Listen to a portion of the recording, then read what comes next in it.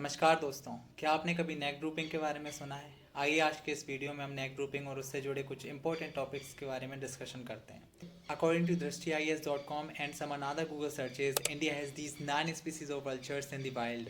आप चाहें तो वीडियो पॉज करके इन्हें पढ़ सकते हैं। इनमें से जो जिप्स जीनस के वल्चर्स हैं उनकी संख्या में साल 2005 से 17 के बीच इन 12 सालों में लगभग 97% का ड्रास्टिक डिक्लाइन देखा गया है।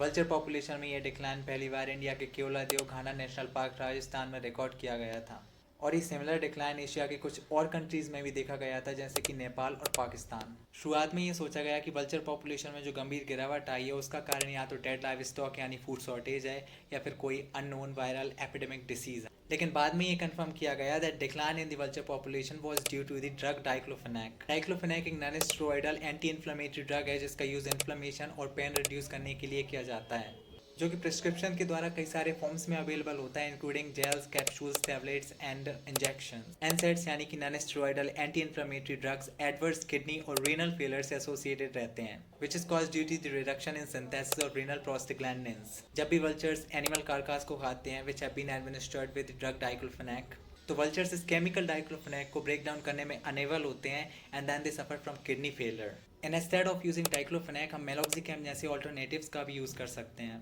मेलॉक्सिकैम सेकंड जनरेशन का एक एनसाइड है एंड ये लाइव स्टॉक ट्रीटमेंट के लिए डाइक्लोफेनेक की तुलना में बेहतर है with reduced risk of side effects, और इसे मोर देन 70 कंट्रीज ने ह्यूमन यूज़ के लिए भी अप्रूव किया है। And meloxicam is licensed as a veterinary drug in India, Europe and USA. Indian government ने मिड 2006 में डाइक्लोफेनेक के वेटरनरी यूज़ को बैन किया था, but unfortunately the ban didn't reach far enough और ह्यूमन फॉर्म्स में डाइक्लोफेनेक का use से कैटल को ट्रीट करने के लिए किया जाता रहा है। इसका रीज़न ये है कि human form of diclofenac meloxicam जैसे ड्रग्स के कंपैरिजन में सस्ता होता है।